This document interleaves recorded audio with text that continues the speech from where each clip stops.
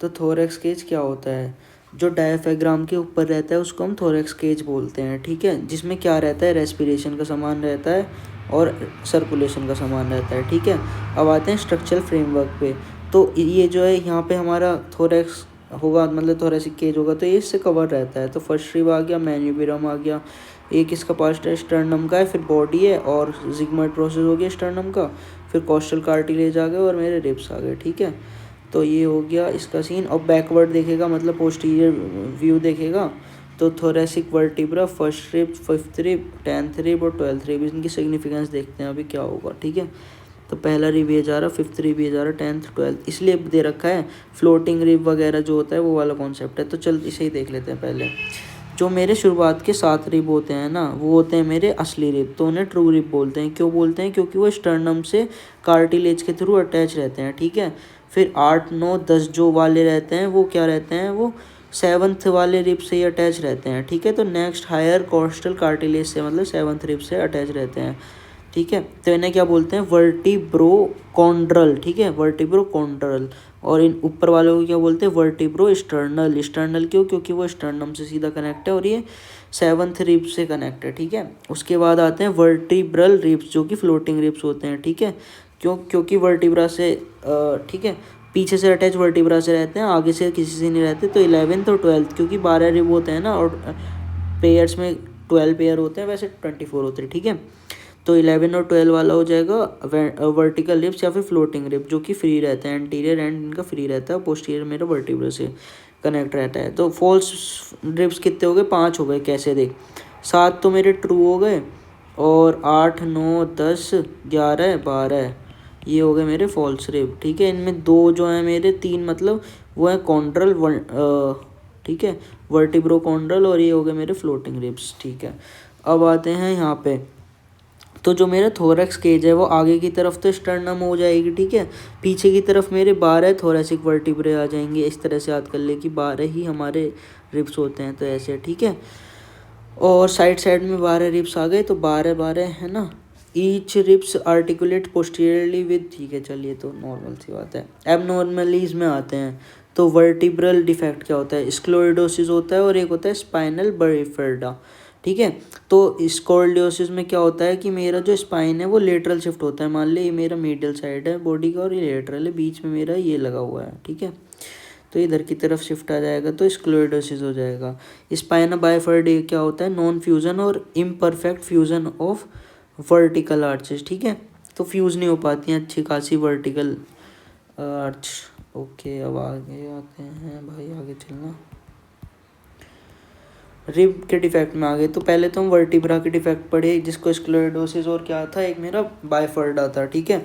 फिर आते हैं रिब्स के डिफेक्ट में। रिब्स के डिफेक्ट में क्या होता है, अगर एक्स्ट्रा रिब आ गया है मेरा, जो कि कहाँ आता है, नीचे की तरफ आएगा। लंबर और सर्वाइकल रीजन नीचे होते हैं ना, तो नीचे की तरफ अगर एक्स्ट्रा रिब आ गया तो दिक्कत आ जाएगी।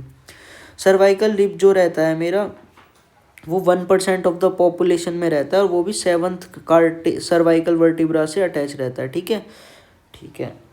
वर्टिब्रा है यहाँ के, रिब नहीं है, ये याद रखना है, ठीक है, ठीक है।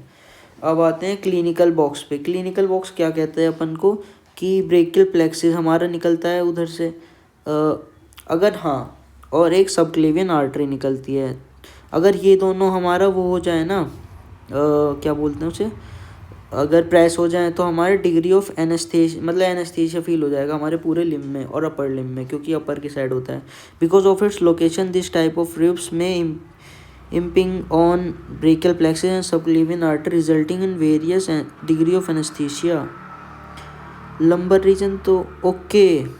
अबे यार, जो होता है ना लंबर रीजन और सर्वाइकल रीजन, ये ऊपर आता है, ठीक है। लंबर हमारा वर्टिब्रा के हिसाब से बताया इन्होंने, तो वर्टिब्रल आता है ना ऊपर की तरफ ही, ठीक है। तो ये ऊपर की तरफ होगा, जो कि 7 से कनेक्ट होगा, जो कि ये दिक्कत कर देगा, वो नीचे की तरफ नहीं होता। एक्सटर्नल डिफेक्ट में तो देख, सबसे पहले मैंने वर्टिब्रल डिफेक्ट देखे, फिर मैंने रिब्स के डिफेक्ट देखे, फिर देखते हैं स्टर्नम, क्योंकि यही तो करते हैं, पीछे से ये करता है, लेटरल साइड उससे ये करता है, और स्टर्नम एंटीरियरली सपोर्ट देता है थोरैसिक केज को। तो आते हैं पैक्टस एक्सकावेटम, ठीक है, और पैक्टस कार्निटियम। तो एक्सकावेशन, मान ले नॉर्मल चेस्ट मेरी ऐसी थी, एक्सकावेटम में इस तरह की हो जाती है और कार्निवेटम में इस तरह से हो जाती है, ठीक है। तो यहाँ से तो मेरा गैप बन जाता है और यहाँ पे मेरा आगे की तरफ पुल हो जाती है। तो इसमें देख पुल इन्वर्ट्स हो रखी है अंदर की तरफ, और इसमें क्या होता है एंटीरियरली पोस्ट प्रोजेक्टिंग स्टर्नम, ठीक है। इसमें बाहर की तरफ जाती है, जैसे पिजन की चेस्ट होती है ना, बाहर की तरफ इस तरह से कार्निटेटम में जाती है, और एक्सकावेटम में जाती है depress sternum with pulled inverts during inspiration. जब हम इंस्पायरेशन करेंगे तो अंदर आ जाएगी चेस्ट। मान ले नॉर्मल ऐसे थी, जब मैं इंस्पायरेशन कर रहा हूँ, ठीक है, हवा अंदर जा रही है तो ऐसे हो जाएगी, इन्वर्ट्स हो गई ना ये वाली, ठीक है। अब आते हैं हमारा इंट्राकॉन्ड्रल स्पेस, ठीक है। इंट्राकोस्टल स्पेस, इंटरकोस्टल स्पेस कुछ नहीं होता, देख इस तरह से मेरे दो अगर मैं रिब्स बनाता हूँ तो ये अपर रिब मान ले और ये क्या है लोअर रिब मान ले, ठीक है। तो अपर रिब का लोअर बॉर्डर और लोअर रिब का अपर बॉर्डर, ये बनाते हैं मेरे इंटरकोस्टल स्पेस। अब इंटरकोस्टल स्पेस में क्या होता है, एक्सटर्नल इंटरकोस्टल मसल और इंटरनल इंटरकोस्टल मसल, ठीक है। तो gap between ribs and costal cartilage, उसको क्या बोलते हैं, इंटरकोस्टल स्पेस बोलते हैं। बाउंड्रीज बताऊंगा मैं, देख आगे की तरफ एंटीरियरली देखेगा इंटरनल इंटरकोस्टल मसल आ जाएगी, ठीक है। पोस्टीरियर बैक में जाएगा इंटरकोस्टलिस इंटरमीडिएट। अच्छा अब देख दिखाता हूँ इसको इधर से, मान के चल ये मैं काट दिया है किस तरह से, वर्टिकल सेक्शन कर दिया है रिब्स का, ठीक है।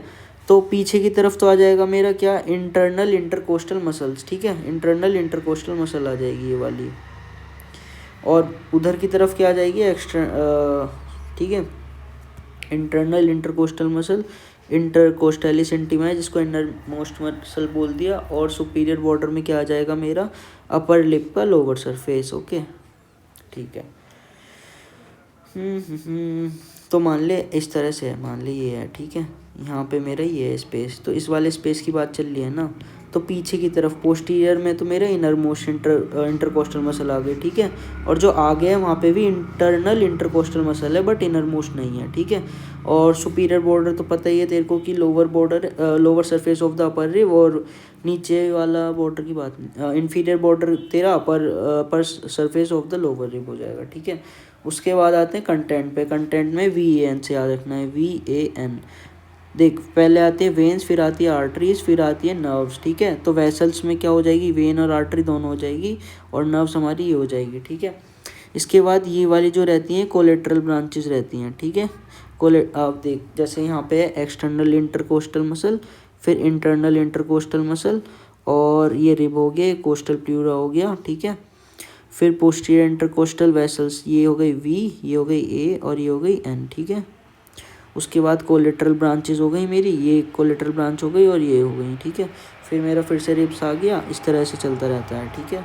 तो सुपीरियर टू इन्फीरियर, ये सुपीरियर था और ये इन्फीरियर है, तो ऐसे नीचे की तरफ आओगे तो ऐसे हो जाएगा, ठीक है। अप्लाइड एस्पेक्ट में क्या होगा मेरा,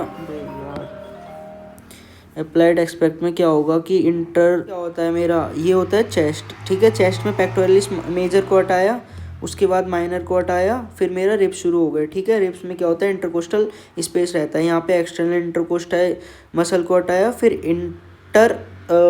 है ना, फिर आता है मेरा क्या, इंटरनल इंटरकोस्टल मसल, उसको हटाया, फिर मैंने हटाया इनर मोस्ट इंटरकोस्टल मसल या जिसको बोलते हैं इंटरकोस्टलिस इंटीमा, इसको हटाया।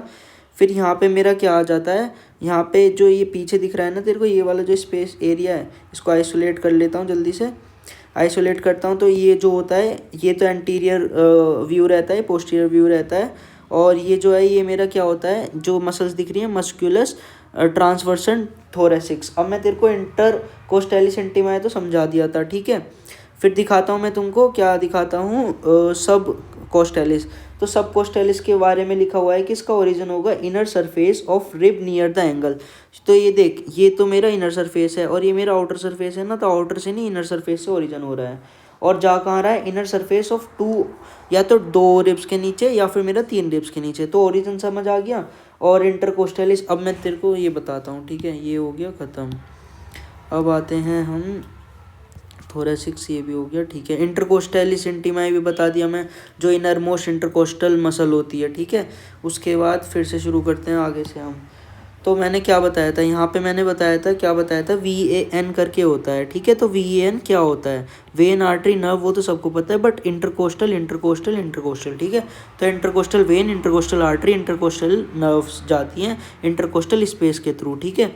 उसके बाद में बताया यहाँ पे क्या होता है, मेरी 3 लेयर होती हैं। जैसे क्या होता है, पहले एक्सटर्नल आ गया, फिर मेरा देख एक्सटर्नल इंटरकोस्टल मसल हो गया, इंटरनल इंटरकोस्टल मसल हो गया, उस फिर के बाद इंटरनल इनरमोस्ट इंटरकोस्टल मसल हो गया, ठीक है। और ट्रांसवर्स थोरैसिक्स भी दिखा दिया हमने, सबकोस्टैलिस भी दिखा दिया था, और ये भी दिखा दिया था, इंटीमाई दिखा दिया था, और स्टर्नोकोस्टैलिस भी दिखा दिया था, ठीक है। तो ये खत्म हो गया। अच्छा, अब देखिए शुरू और एक्सटर्नल इंटरकोस्टैलिस और इंटरनल इंटरकोस्टैलिस दिखती किस तरह से हैं। तो फिर से खोलते हैं, बैक जाते हैं, अंडू करते हैं, ठीक है। हाँ, और एक बस, ठीक है, इसको हटाते हैं। तो देख ये वाली जो मसल्स हैं मेरी, ये क्या है, मेरी एक्सटर्नल इंटरकोस्टल मसल है ना, तो इनका ओरिजिन देख लोअर बॉर्डर से हो रहा है रिब के, ठीक है, लोअर बॉर्डर से हो रहा है, बट ऊपर जा रही हैं ये, ठीक है। तो lower border of the above rib यहाँ से शुरू हुआ, lower border of the above rib और outer lip of the upper border of the rib, मतलब ऊपर से शुरू हुआ और नीचे गई, ठीक है। तो ये तो हो गई मेरा एक्सटर्नल इंटरकोस्टल मसल। इसके बाद आती है मेरा internal intercostal muscle. Internal intercostal muscle में क्या होता है कि ये शुरू होती है मेरी ऊपर वाले रिब से और जाती ये भी नीचे वाले रिब पे है। तो floor of the coastal groove, coastal groove बताया था, पोस्टीरियर व्यू देखेंगे हम तो उसका नीचे की तरफ कोस्टल ग्रूव रहता है, वहाँ से नीचे की तरफ जाती हैं, ठीक है। तो ये हो गया ख़त्म। और इंटरनल इंटरकोस्टल मसल क्या जहाँ रहती है मेरी, ये हो गया इंटरनल इंटरकोस्टल मसल, या जिसे बोलते हैं इनर मोस्ट इंटरकोस्टल मसल। ये जाती है मेरी, वही भी ये भी इसी तरह से रहती हैं कि ग्रूव से ही शुरू होती हैं, जिसको क्या बोलते हैं हम, कोस्टल ग्रूव, और जाती हैं मेरा नीचे वाले रिब पे, ठीक है। तो ये हो गया। उसके बाद आगे बढ़ते हैं। हाँ, अब अप्लाइड एक्सपेक्ट में एक्सेक्ट क्या होता है कि इसमें होता है मेरा इंटरनल नर्व ब्लॉक हो जाता है, इंटरकोस्टल नर्व ब्लॉक हो जाएगा, जिसकी वजह से क्या हो जाएगा, एनेस्थीसिया वाली वाइब आएगी, ठीक है, यहाँ पे। और हमारा ये होता है एक थोरैको सेंटेसिस निडल, ये क्या करती है, ये जाती है और प्लूरल सरफेस से थोड़ा वो निकाल के आ जाती है, एस्पायरेट कर देती है फ्लूइड को, जिससे हम पैथोलॉजी या माइक्रोबायोलॉजी की उसमें स्लाइड में देख पाएँ कि दिक्कत क्या हुई है, ठीक है। तो ये कहाँ जाती है, पास करी जाती है लोअर रिब में, उसके भी अपर बॉर्डर के, जिससे कि न्यूरोवेस्कुलर बंडल में डैमेज ना हो जाए, ठीक है। तो ये हो गया मेरा इंटरकोस्टल मसल्स ख़त्म। अब आते हैं आगे, अब आते हैं नर्व सप्लाई पे। तो नर्व सप्लाई मैंने बताया कौन सी नर्व जा रही है, यहाँ से जा रही है मेरी इंटरकोस्टल नर्व जा रही है, तो यही मेरी सप्लाई देगी और उसकी कोलेटरल ब्रांचेस सप्लाई देंगी। तो आते हैं अगले पेज पे। तो देख नर्व सप्लाई में क्या आ गया, इंटरकोस्टल मसल को जो सप्लाई देगी वो कौन देगी, मेरे इंटरकोस्टल नर्व देगी, ठीक है। उसके बाद एक्शंस पे आते हैं। एक्शंस में क्या होगा मेरा, ओके ये अटक गया है क्या, ठीक है। तो एक्शंस में क्या होगा, एक्शंस में होगा मेरा देख सबसे पहली बात क्या होता है, prevention of intercostal space being drawn in during inspiration and from bulging outward during expiration, ठीक है। तो इंटरकोस्टल जो स्पेस है वो बाहर ना निकल जाए और अंदर ना आ जाए। तो अंदर कब ना आ जाए, जब इंस्पायरेशन करेंगे, और बाहर ना निकल जाए जब मेरा एक्सपायरेशन करेंगे, ठीक है। एलिवेशन ऑफ रिब को कराने में हेल्प करती है इंस्पायरेशन के टाइम पे, क्योंकि इस टाइम पे हमें थोरेसिक वॉल्यूम बढ़ानी रहती है ना, इस वजह से। तो ये कौन करवाता है, एक्सटर्नल बाहर वाली और इंटरनल बीच वाली, ठीक है। उसके बाद डिप्रेशन ऑफ द रिब्स, अच्छा डिप्रेशन ऑफ द रिब्स कराते हैं, मतलब वापस नीचे लेके आते हैं एक्सपायरेशन के टाइम। कौन लेके आता है, बीच वाली है ना, इंटरनल इंटरकोस्टल मसल और मेरे ट्रांसवर्सैलिस थोरैसिक्स, ठीक है, जो बहुत बड़ा सा स्ट्रक्चर था। फिर आते हैं इंटरकोस्टल नर्व। नर्व बता दिया मैंने क्या होता है कि एक तो मेरा और रहता है तो ये नर्व जो आती कहाँ से है, तो एंटीरियर प्राइमरी रेमाई ऑफ T1 से T11 स्पाइनल नर्व से आती हैं, और मेरा T12 आती है, ठीक है। T12 से कौन सी आती है, मेरा सब कोस्टल नर्व आती है। तो इंटरकोस्टल नर्व जो सप्लाई करेगी मेरा किसको करेगी, थर्ड से लेके 6th इंटरकोस्टल स्पेस को, जिसको बोलते हैं टिपिकल इंटरकोस्टल नर्व्स, ठीक है। तो 3 से 6 वाली टिपिकल इंटरकोस्टल नर्व्स हो गई, ओके, जो सप्लाई देती हैं। तो ये बना रखा है, इसको देख लियो। तो कोर्स क्या होता है, runs in coastal groove and ends near the sternum, ठीक है। तो जो मेरा ये रहता है इंटरकोस्टल स्पेस, ये इंटरकोस्टल ग्रूव से शुरू होता है और ख़त्म हो जाता है मेरा इसमें, किसका बता रहे हैं, थोरैसिक इनलेट। थोरैसिक इनलेट बताता हूँ, जो नेक होता है ना, नेक का जो ब्यूटी बोन होता है उसके ऊपर जो स्पेस रहता है वो किडनी शेप का रहता है, जहाँ पे पानी भी भर सकता है, मतलब ज़्यादा अगर वो बना हुआ है, ठीक है, थोरेसिक इनलेट। तो ये क्या होता है, upper end of the thorax containers with neck से शुरू हो, मतलब नेक पे जाके ख़त्म हो जाता है। इसका डायमीटर कितना होता है, इतना होता है 10 से 12, और एंटीरियो पोस्टीरियर डायमीटर होता है 5 सेंटीमीटर। फिर आते हैं बाउंड्रीज पे, तो आते हैं बाउंड्रीज में एंटीरियर बाउंड्री, पोस्टीरियर बाउंड्री और ईस्ट साइड। अब देख साइड साइड में तो मेरा फर्स्ट स्ट्रिप जाएगा इस तरह से, ठीक है, फर्स्ट स्ट्रिप जा रहा है यहाँ पे। बैक में मेरा T1 का वर्टिब्रा जाएगा, मतलब यहाँ पे मान ले T1 का वर्टिब्रा हो गया इस तरह से। तो superior surface of the body of T1 vertebra, ठीक है। और आगे की तरफ क्या हो जाएगा, आगे की तरफ हो जाएगा मैन्यूब्रम का स्टर्ना है, तो ठीक है, ये हो गया मेरा स्टर्नम, जिसको मैन्यूब्रम बोलते हैं, मतलब ऊपर वाले पार्ट को। और यहाँ पे क्या हो गया, यहाँ पे मेरा वर्टिब्रा हो गया, और यहाँ पे मेरा रिब हो गया, ठीक है। तो ये जो स्पेस बनता है ना यहाँ पे नेक के नीचे, इसको बोल देते हैं हम थोरेसिक इनलेट, ठीक है, ओके। अब जो ये रहता है, ये प्लेन, मतलब सीधा सीधा नहीं रहता है, 45 डिग्री मुड़ा हुआ रहता है। Anterior part of inlet lies, अच्छा देख, एंटीरियर पार्ट और पोस्टीरियर पार्ट, ठीक है, मान ले एंटीरियर पार्ट ऐसे है तो पोस्टीरियर ऐसे होगा, इनके बीच में जो डिस्टेंस आएगा वो 3.7 सेंटीमीटर रहेगा। तो the plane of the inlet has, ये एंगल हो गया, anterior part of the inlet lies 3.7 centimetre below the posterior part, ठीक है। तो एंटीरियर पार्ट नीचे, पोस्टीरियर पार्ट इसका ऊपर रहता है, इसलिए तो मैंने इस तरह का बना रखा है। देख एंटीरियर पार्ट नीचे आ गया ना मेरा, और ये पोस्टीरियर पार्ट ऊपर आ गया, और इनके जो बीच का अगर मैं नापूंगा तो 3.7 सेंटीमीटर निकलेगा, ठीक है। अब अगले पेज पे आते हैं। अच्छा, अगले पेज में हमारा है क्या, सबसे पहली बात तो थोरेसिक इनलेट के बारे में ही कंटिन्यूशन कर रहे हैं। तो इसके देख बहुत सारी चीज़ लिखा है कि इसकी विसरा में क्या होगा, जो खाली स्पेस है, ठीक है। लार्ज वेसल कौन सी पास करेंगी, स्मॉल वेसल कौन सी पास करेंगी, नर्व कौन सी पास करेगी, मसल कौन सी पास करेगी, तो ये वाली चीज़ें हमें याद करनी पड़ेंगी। तो इसका मैंने वो बना रखा है निमोनिक। तो देख LOTT से क्या हो गया मेरा, लंग हो गया, ईसोफेगस हो गया, ट्रैकिया हो गया, थाइमस हो गया, क्या हो गया, लंग, ईसोफेगस, ट्रैकिया और थाइमस, ठीक है। फिर आर्टरीज पे आते हैं, BCS आर्टरी जो मेन है, ठीक है। तो ये वाली होती है मेरी ब्रेकियोसिफेलिक, ठीक है, ब्रेकियोसिफेलिक हो गई, फिर कॉमन कैरोटिड आर्टरी हो गई और सबक्लेवियन आर्टरी हो गई, ठीक है। तो ब्रेकियोसिफेलिक आर्टरी, कॉमन कैरोटिड आर्टरी और सबक्लेवियन आर्टरी। उसके बाद और ज़्यादा आते हैं TITT से, ठीक है। तो thoracic artery, intercostal artery, intercostal when और थायराइड वेन। उसके बाद आते हैं PSVT से, तो ये नर्व को बताता है कि हाँ तो नर्व ही है। फिनेरिक नर्व हो गई, सिम्पैथेटिक ट्रंक हो गया, वेगस नर्व हो गया और थोरेसिक नर्व हो गया। LOST से क्या हो जाता है मेरा, लॉन्गस कोलाई हो गया, स्टर्नो थायराइड हो गया मसल्स, ठीक है। SHY से हो जाएगा मेरा स्टर्नो हायोइड, ठीक है। तो अब देख मैं बताता हूँ सबसे पहली बात कि इनका सेंस क्या बना। तो जो मेरा ये था, क्या बोलते हैं, LOTT, ये बताता है विसरा को, ठीक है, VISCERA। तो लंग जाएगा, ईसोफेगस, ट्रैकिया और थोरैक्स, ठीक है, वो सॉरी थाइमस, ठीक है। फिर आते हैं BCS, तो ये लार्ज वेसल्स को बताता है, कौन बताता है, लार्ज वेसल्स को। तो इसमें नर्व्स और वेन दोनों आ रखे हैं ना, देख वेन आ गई और आर्टरी आर्टरी आर्टरी। तो B से ब्रेकियोसिफेलिक आर्टरी और ब्रेकियोसिफेलिक वेन, ठीक है, कॉमन कैरोटिड आर्टरी और सबक्लेवियन आर्टरी। तो ये हो गई मेरी लार्ज वेसल्स। फिर आती है मेरी स्मॉल वेसल्स, ठीक है। स्मॉल वेसल्स में क्या होता है, राइट और लेफ्ट दोनों आएगी। तो right and left thoracic artery, right and left intercostal artery, right and left intercostal when. तो वेन और आर्टरी इन दोनों की सेम हो गई, एक मतलब एक तरह से नाम। और थायराइड आ गया है ना, थायराइड की वेन आ जाएगी इसमें। फिर आते हैं मेरा नर्व पे। तो थायराइड की खाली मतलब राइट एंड लेफ्ट नहीं आती है, खाली इंफीरियर थायराइड वेन आती है। PSVT को हम डिनोट करते हैं हम नर्व से, ठीक है। तो PS से हो गया मेरा फिनेरिक नर्व, S से हो गया मेरा सिम्पैथेटिक ट्रंक, और V से हो गया मेरा वेगस नर्व, T से क्या हो गया, थोरेसिक नर्व हो गया। उसके बाद मसल्स पे आते हैं। तो स्टेनोहायोइड, लॉन्गस कोलाई और स्टेनो थायराइड मसल, ठीक है। तो ये सारी हो गई मेरी मसल्स। तो मसल्स हो गई, विसरा हो गया, वेसल हो गया, स्मॉल वेसल हो गई, फिर नर्व्स आ गई, फिर मेरी मसल्स आ गई। तो ये यहाँ पे ख़त्म होता है। फिर आते हैं इसके डेवलपमेंट ऑफ डायफ्राम। ये तो डायफ्राम का चल अभी बाद में पढ़ेंगे। तो समझ आया थोरेसिक इनलेट का सिस्टम क्या है। विसरा में मैंने क्या याद कराया कि LOTT से याद कर लो, लंग आ गया, ईसोफेगस आ गया, थाइमस आ गया और मेरा क्या आ गया, ट्रैकिया आ गया। लार्ज वेसल को मैंने याद करा है BCS से, brachiocephalic artery and vein, common carotid artery और क्या होता है मेरा सबक्लेवियन आर्टरी, ठीक है।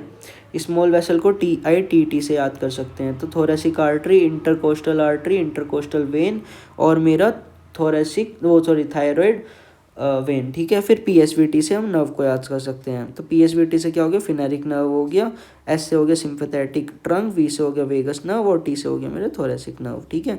और इसको मैं किससे याद कर रहा था, मसल्स को, इसको याद कर रहा हूँ मैं लॉस्ट साय से, ठीक है, शर्म खो दी। तो स्टेनोहायोइड और स्टेनोथायोइड और मेरे लॉन्गस कोला है, ठीक है। उसके बाद आते हैं थोरेसिक आउटलेट, जो कि मेरा ब्रॉड एंड होता है थोरेक्स का। तो ये क्या करता है, सपोर्ट करता है मेरा एब्डोमिनल कैविटी को डायफ्राम से अलग करने के लिए। अब आते हैं बाउंड्रीज पे। तो जो थोरेसिक आउटलेट है उसकी बाउंड्रीज किस तरह से रहती है, एंटीरियर, पोस्टीरियर और इन ईच साइड, ठीक है। तो नीचे की तरफ एंड करेगा ये। तो infra sternal angle between 2 coastal margins, ठीक है। एंटीरियर आगे मेरा क्या आ गया, कोस्टल मार्जिन आ गया, ठीक है, ठीक है। पोस्टीरियर क्या आ जाएगा, वर्टिब्रा आएगा, पर कौन सा वर्टिब्रा, T12। वहाँ शुरू किससे करा था, शुरू हमने करा था ये T1 से और ख़त्म कहाँ पे हो रहा है मेरा T12 से, ठीक है। तो T1 से शुरू करा था, T12 पे ख़त्म हो रहा है। और ईच साइड ऑफ रिब कौन सी आ गई, 7 से लेके 12th रिब तक आ गए हैं यहाँ पे, जो ये थोरेसिक आउटलेट ख़त्म हुआ है, ठीक है। इनलेट ऊपर की तरफ होता है नेक की तरफ और आउटलेट नीचे की तरफ होगा, जहाँ मेरे ट्रू रिब्स या फिर मतलब फॉल्स रिब ख़त्म हो रहे हैं, ठीक है। तो ये वाली बात हो गई। डायफ्राम शुरू करते हैं हम। डायफ्राम देख डोम शेप रहता है, क्या होता है, डोम शेप रहता है, साथ में फाइब्रोमस्कुलर पार्टीशन करता है किसके बीच में, थोरेसिक और एब्डोमिनल कैविटी। मान ले थोरेसिक कैविटी है, एब्डोमिनल कैविटी है, तो डोम शेप बन जाएगा, ठीक है, जो कि कैसा रहेगा, फाइब्रोमस्कुलर पार्टीशन कर देगा, ठीक है, दोनों के बीच में। उसके बाद आते हैं इसकी डेवलपमेंट का मैंने निमोनिक बना रखा है, तो उसको याद करते हैं डेवलपमेंट का निमोनिक, है ना। तो SMS से याद कर सकते हैं डेवलपमेंट को, SMS। S से हो जाएगा मेरा सेप्टल ट्रांसवर्सम, M से हो जाएगा मीसेंट्री ऑफ ईसोफेगस और S से हो जाएगा सोमाइट्स, ठीक है। तो सेप्टम ट्रांसवर्सम, मीसेंट्री ऑफ ईसोफेगस और सोमाइट्स, सेप्टम ट्रांसवर्सन, मीसेंट्री ऑफ ईसोफेगस और सोमाइट्स, ठीक है। तो सेप्टम ट्रांसवर्सम बनाते हैं मेरे सेंट्रल टेंडल को, और मीसेंट्री ऑफ ईसोफेगस बनाता है क्रूरा ऑफ डायफ्राम को, सोमाइट्स बनाता है मेरा मस्कुलर कंपोनेंट किसका, सर्वाइकल सेगमेंट 3 से 5 जो सोमाइट्स रहता है वो मेरा मस्कुलर सेगमेंट बनाते हैं, ठीक है। उसके बाद रहता है अपने पास रहती है इसमें 2 प्लूरोपेरिटोनियल मेम्ब्रेन, ठीक है। तो SMS से क्या हो गया, सेप्टल ट्रांसवर्सम, मीसेंट्री ऑफ ईसोफेगस और मेरा सोमाइट्स, ठीक है। अब देखते हैं कि ये दिखता कैसा है डायफ्राम नॉर्मली, है ना। तो फिर से ओके, कहाँ गया डायफ्राम भाई, डायफ्राम ये रहा। तो देख डायफ्राम है ना, तो मैं डेवलपमेंट बताया था, तो किस किस की क्या क्या डेवलपमेंट बताया था, SMS से बताया था ना, SMS। S से क्या था, सेप्टम ट्रांसवर्सम, M से था मेरा मीसेंट्री ऑफ ईसोफेगस और S से था सोमाइट्स बनाता था तेरा मस्कुलर कंपोनेंट, और मीसेंट्री ऑफ ईसोफेगस बनाता था मेरा क्रूरा ऑफ डायफ्राम, और सेप्टम ट्रांसवर्सम बनाता था मेरा सेंट्रल टेंडन। तो देख यहाँ पे हम सेंट्रल टेंडन को देखेंगे, तो सेंट्रल टेंडन ये रहा, बहुत बड़ा दिख रहा है सेंट्रल टेंडन, ठीक है, ये हो गया सेंट्रल टेंडन। तो इसको तो बना दिया मेरा किसने, सेप्टम ट्रांसवर्सम ने, ठीक है। उसके बाद यहाँ रहते मीसेंट्री ऑफ ईसोफेगस, तो मीसेंट्री ऑफ ईसोफेगस कहाँ दिखा रखे हैं। तो ये हो गया मेरा ख़त्म, अभी मतलब डेवलपमेंट ही ख़त्म हुआ है, अभी तो शुरू होगा डायफ्राम, ठीक है। थोरेसिक इनलेट को छोड़, अब तो मैं याद ही करा दिया हूँ कि इसमें क्या क्या होता है। तो डायफ्राम को डेवलपमेंट हो गया SMS से, सेप्टम ट्रांसवर्सम जो कि सेंट्रल टेंडन बनाएगा, सेप्टम ट्रांसवर्सम जो कि सेंट्रल टेंडन बनाता है। फिर आता है मीजेंट्रिक क्या बनाता है, मीजेंट्रिक बनाता है क्रूरा को, जो साइड में रहती हैं। फिर होता है मेरा सोमाइट्स मेरा मस्कुलर कंपोनेंट बना देते हैं, ठीक है। तो septum transversum which forms the central tendon of the diaphragm, फिर और प्लूरोपेरिटोनियल मेम्ब्रेन्स भी बनेंगी, ठीक है, जो मतलब मेरा उसको कवर करेंगे डायफ्राम वगैरह को, या फिर देखते हैं क्या होता है। सोमाइट्स मेरा क्या बना देते हैं, मस्कुलर कंपोनेंट बना देते हैं, और क्रूरा किसका बनता है, मीसेंट्री ऑफ ईसोफेगस का बनता है, ठीक है। इसके बाद आते हैं अटैचमेंट्स पे। अटैचमेंट्स में क्या होता है कि सरकमफ्रेंस ऑफ थोरेसिक इनलेट, तो थोरेसिक इनलेट के बाद ही मेरा शुरू हो जाता होगा ये डायफ्राम, ठीक है। तो देख मान ले यहाँ मेरा ऐसे था स्टर्नम, ठीक है, स्टर्नम हो गया, और यहाँ पे मेरा थोरेसिक इनलेट आउटलेट खत्म हुआ है, तो आउटलेट तो यहाँ से मेरा डायफ्राम होगा कहीं, तो यहाँ पे जिग्मोइड प्रोसेस हो गया, तो स्टर्नल का तो जिग्मोइड प्रोसेस आ गया, मतलब स्टर्नम का, ठीक है। और जो रिब्स आते हैं वो आते हैं लोअर 6 रिब्स, ठीक है, नीचे के 6 रिब्स आ जाते हैं यहाँ पे। तो कितने होते हैं, 12 होते हैं ना, जिनमें 7 मेरे ट्रू रहते हैं, बाकी के फॉल्स रहते हैं। तो 12 11 मतलब देख लियो अब, ठीक है। ये वाले हो गए मेरे कोस्टल पार्ट। लंबर पार्ट मतलब बैक वाला जो बनाएगा वो बनाएगा राइट और लेफ्ट क्रूरा। तो राइट और लेफ्ट क्रूरा इसको कवर करेंगे, जो कि पेयर में रहते हैं, किसके, मीडियल और लेटरल आर्टिकुलेट लिगामेंट के। मतलब एक तो मेरा क्रूरास बनाएंगे पीछे वाला जो हिस्सा है, साथ में मेरा मीडियल और लेटरल आर्टिकुलेट लिगामेंट्स बनाएंगे, ठीक है। ये सारे जो हैं इंसर्ट होते हैं, इस तरह से इंसर्ट हो जाते हैं मेरे सेंट्रल टेंडन में, जो मैंने दिखाया था वाइट कलर का सेंट्रल टेंडन था, ठीक है। देखते हैं इसमें कि अच्छे से दिखा रखा है, नहीं दिखा रखा है, जल्दी से। यहाँ पे सेंट्रल टेंडन में सारे जाके इंसर्ट हो जाते हैं। ये सेंट्रल टेंडन है, यहाँ पे इंसर्ट हो रहे हैं इस तरह से, देख घूम घूम के सब इधर इधर ही जा रहे हैं, ठीक है। ठीक है, तो देख मीडियन आर्टिकुलेट लिगामेंट हो गया मेरा ये वाला, जो कि इसमें जा रहा है, सेंट्रल टेंडन में जा रहा है, और लेटरल आर्टिकुलेट लिगामेंट भी मेरा ऐसे जा रहा है, ठीक है। तो दोनों ही मेरे सेंट्रल टेंडन में जाते हैं, ठीक है। अब आ जाते हैं, तो सेंट्रल टेंडन तो ये वाला है सेंट्रल टेंडन, ठीक है। उसके बाद शुरू करेंगे रिलेशंस पे। तो रिलेशंस ऑफ क्या बोलते हैं, डायफ्राम। तो डायफ्राम किसके साथ क्या करता है, तो दिखा दिया मैंने, ओके। तो सुपीरियरली इन्फीरियरली ऊपर की तरफ क्या रहता है, पीपी से रखता है ये। देख ऊपर की तरफ यहाँ पे हार्ट रखा होगा और लंग रखे रहेंगे, ठीक है। तो प्लूरा तो हो गई इसके लिए, लंग के लिए, और पेरिकार्डियम हो गई मेरी किसके लिए, हार्ट के लिए। तो सुपीरियरली तो मेरा ये हो गया, इन्फीरियरली नीचे वाला, तो इसको याद रख ले प्लीज काशिफ से। तो PLSKSF। तो पेरिटोनियम हो गया मेरा, और पेरिटोनियम, ठीक है, नीचे वाली लेयर, लीवर आ गया, स्प्लीन आ गया, किडनी आ गया, सुप्रारीनल ग्लैंड आ गया, और फंडस ऑफ स्टोमक आ गया। ब्लड सप्लाई क्या रहती है डायफ्राम की, तो लोअर 5th इंटरकोस्टल आर्टरी जो रहती है वो सप्लाई करती है कोस्टल मार्जिन्स को। कोस्टल मार्जिन मतलब वही मेरे रिब्स वाली मार्जिन को, तो ये आर्टरी सप्लाई कर देगी, साथ में मेरा सब कोस्टल आर्टरी सप्लाई करेगी, ठीक है। सेंट्रल पार्ट को मेरा फिनेरिक आर्टरी सप्लाई करेगी, तो सेंट्रल पार्ट को मेरा फिनेरिक आर्टरी सप्लाई करेगी, और पेरिफेरल पार्ट को मेरा कोस्टल आर्टरी सप्लाई करेगी। ये यहीं के लिए नहीं, ज़्यादातर चीज़ों के लिए, जैसे दिखाता हूँ। नर्व सप्लाई है ना, नर्व के लिए भी ऐसे सिस्टम है, और मेरा आर्टरी के लिए ऐसा सिस्टम है, ठीक है। तो सेंट्रल में तो फिनेरिक नर्व आ गई, पेरिफेरल में कोस्टल नर्व आ गई, और साथ में आर्टरी वार्टरी का भी सीन है। तो देख नर्व सप्लाई को देखते हैं, तो मोटर जो है फिनेरिक नर्व करेगी, तो है ना, फिनेरिक नर्व आ गई, मोटर सप्लाई, सेंसरी सप्लाई में कि सेंट्रल पार्ट को फिनेरिक करेगी, पेरिफेरल पार्ट को लोअर 6th इंटरकोस्टल नर्व करेगी। साथ में वेनस ड्रेनेज को देखेंगे, तो वेनस ड्रेनेज में फिनेरिक नर्व आ जाएगी, ठीक है। तो इसको और ढंग से देखते हैं, तो मान ले इस तरह से मानते हैं, आर्टरी, नर्व और वेन, ठीक है। तो जो मेरा वो है क्या बोलते हैं, रिब्स वाला पार्ट, तो रिब्स है और एक सेंट्रल पार्ट है यहाँ पे। तो रिब्स वाले पार्ट को तो मेरा इंटरकोस्टल आर्टरी करेगी, साथ में सब कोस्टल आर्टरी करेगी, ठीक है। और जो मेरा सेंट्रल वाला पार्ट है उसको कौन करेगी, फिनेरिक आर्टरी करेगी। नर्व में क्या होता है, नर्व का मोटर पार्ट रहता है, मोटर वाले पार्ट को फिनेरिक नर्व करेगी, साथ में सेंट्रल वाले पार्ट को भी फिनेरिक नर्व करेगी, बट पेरिफेरल जो पार्ट है उसको कौन करेगी, मेरा इंटरकोस्टल नर्व करेगी, ठीक है। और वेन्स में आ जाते हैं, वेन्स में क्या होता है कि फिनेरिक वेन ही सप्लाई करेगी सबको, ठीक है।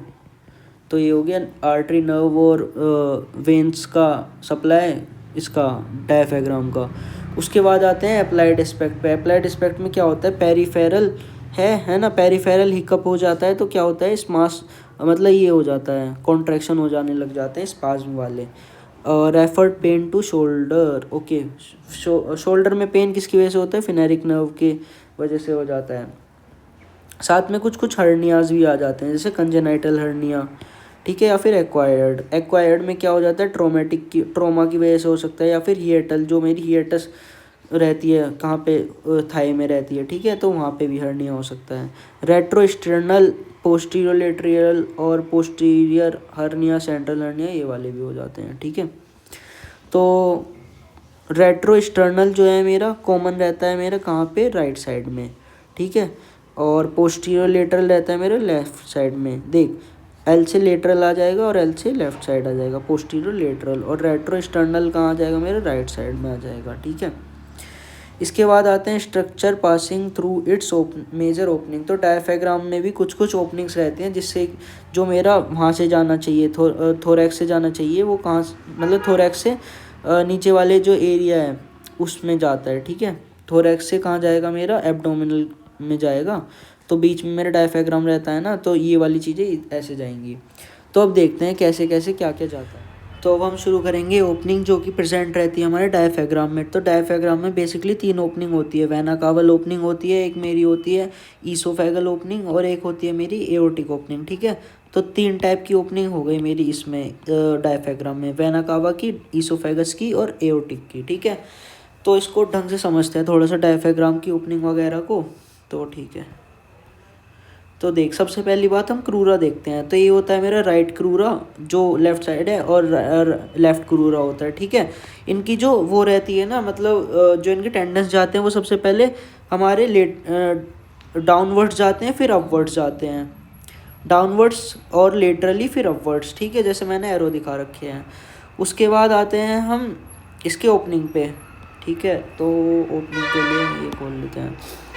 तो देख क्या होता है मेरा, एक होता है क्वाड्रेंगुलर स्पेस होता है, एक होता है मेरा क्वाड्रेंगुलर स्पेस शेप का तो हो गया मेरा सेंटर, रुक जाओ यार, जो मेरा वेना कावल ओपनिंग होती है ना, वो मेरी क्वाड्रेंगुलर स्पेस की ओपनिंग होती है, जो कि सेंट्रल टेंडन में प्रेजेंट रहती है और T8 वर्टिब्रा का लेवल पे आता है, ठीक है। तो वेना कावल ओपनिंग हो गई सबसे पहली वाली, क्वाड्रेंगुलर शेप है उसका, साइज मतलब शेप है, और T8 की वेंट्रल पे और साथ में सेंट्रल टेंडन के पास है, ठीक है। अब वेना कावल ओपनिंग है तो क्यों है, क्योंकि इसमें वेना कावा क्रॉस करेगी, इंफीरियर वेना कावा साथ में फिनेरिक नर्व क्रॉस करेगी, और मेरा क्या क्रॉस करेगा, इसमें करेगा मेरा लिम्फ वेसल फ्रॉम लीवर, ठीक है। तो IVC फेरेनिक नर्व और मेरा लिम्फ वेसल फ्रॉम लीवर। उसके बाद क्या होता है, उसके बाद आता है ईसोफेगल ओपनिंग। ईसोफेगल ओपनिंग मेरे देख इसमें दो का गैप है, 8, 10 और 12, ठीक है। तो ईसोफेगल ओपनिंग मेरा मस्कुलर पार्ट में प्रेजेंट रहती है, और इसकी जो शेप रहती है एलिप्टिकल शेप रहती है। साथ में ईसोफेगल ओपनिंग में आता है मेरा ईसोफेगस, लेफ्ट गैस्ट्रिक आर्टरी और लिम्फेटिक्स फ्रॉम वेगस नर्व, ठीक है। तो लेफ्ट गैस्ट्रिक आर्टरी क्यों, क्योंकि ईसोफेगस से ही हमारा खाना वाना जाता है ना, तो इसलिए गैस्ट्रिक आर्टरी आ गया, साथ में वेगस नर्व आ गया। उसके बाद आते हैं हमारा तीसरा वाला होता है कौन सा वाला, एओर्टिक ओपनिंग, ठीक है। वॉइस ऑफ अमेरिका से याद करते हैं इसे, वॉइस ऑफ अमेरिका। तो सबसे पहले वेना कावल ओपनिंग, फिर आती है ईसोफेगल ओपनिंग, फिर आती है मेरा एओर्टिक ओपनिंग। तो जो एओर्टिक ओपनिंग है ना, उसमें देख ओ आ रहा है, तो ये कैसा होता है, सर्कुलर रहता है, तो राउंडेड रहेगा। साथ में इसमें 3 चीज़ निकलेंगी, एक एओर्टा निकलेगी, एजाइगस वेन निकलेगी और थोरेसिक डक्ट निकलेगा, ठीक है। इसको AAD से भी याद कर सकते हैं, थोरेसिक एओर्टा, एजाइगस वेन और मेरा थोरेसिक डक्ट। तो ये मैंने ओपनिंग बता दी तेरे को सारी अच्छी तरीके से, इसकी शेप बता दी है, इनका लोकेशन का लेवल बता दिया, साथ में कौन सा वाला इनमें वर्टिब्रा लेवल है, साथ में शेप बता दिया और स्ट्रक्चर जो इससे पास कर रहे थे, ठीक है। अब इसके बाद आते हैं हम माइनर ओपनिंग का। तो माइनर ओपनिंग का मैंने निमोनिक बना रखा है। तो सबसे पहले मैं तेरे को थोड़ा सा और डायफ्राम दिखा देता हूँ। तो एक तो ये हो गया, ये मेरा नीचे की तरफ से देख रहे हैं हम, और फिर बैक से देखेंगे हम, मतलब वर्टिब्रा कॉलम से देखेंगे तो इस तरह का दिखता है डायफ्राम, हाँ डायफ्राम। तो अब हम कुछ लिगामेंट्स देखते हैं। तो इसमें 3 लिगामेंट होते हैं, और तीनों मतलब 3 साइड 3 रहते हैं, ठीक है। तो जैसे हमारे ये वाला हो गया, ये वाला क्या हो गया, मीडियन आर्टिकुलेट लिगामेंट। फिर आता है इधर से जो क्रूरा है ना, उसको छोड़ के इधर आ जाते हैं, तो ये क्या हो जाएगा, मीडियल साइड, और ये हो जाएगा लेटरल साइड। तो medial articulate ligament, lateral articulate ligament, तो ये वाला चीज़ हो गया। ये इसका फ्रंट व्यू होता है, ठीक है। उसके बाद यहाँ पे भी दिखा रखा है, देख, medial articulate ligament, sorry median articulate, फिर मीडियल आर्टिकुलेट, फिर लेटरल आर्टिकुलेट। उसके बाद ये तो बकेट हैंडल मूवमेंट और तेरा क्या है, पंप हैंडल मूवमेंट है, बताएंगे इसको, रेस्पिरेटरी मूवमेंट भी आने वाला है, ओके।